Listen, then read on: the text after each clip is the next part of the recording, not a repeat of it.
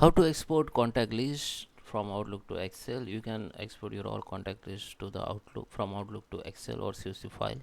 So guys, I'm going to show you in this video tutorial. So let's start with the video. Before you start, I request you, if you like this video, hit the like button, subscribe my channel, and don't forget comments below. So come to the Outlook and go to the file, go to click on open and export, then just hit the import and export here.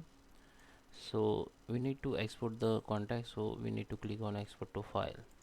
So here you can see the PST folder file and the common separate value, which is CSV file. So we need to click on first option, and now here we need to click on contacts. So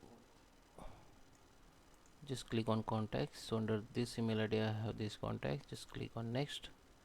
Now you can browse the location. So here my contact list will be saved, or you can change your location. So just copy this path, so it will be help you to find out the location.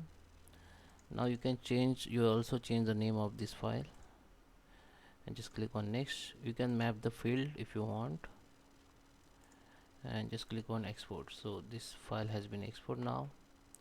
Now we need to open the location.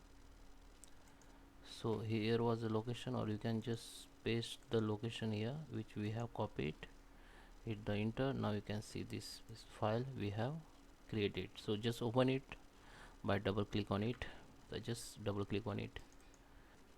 So guys, you can see this is open now, and you can see the first name, last name, contact, email ID, everything here. So now this is CSV file.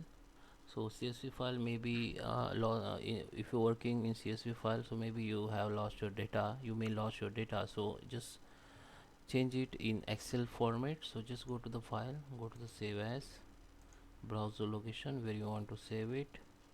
Now change to the Excel workbook, change the name if you want, and just save it and open it where you have open it from the where you had saved it. So that is how you can export the contacts from Outlook to Excel. I hope you like this video. Please subscribe me. Thank you for watching.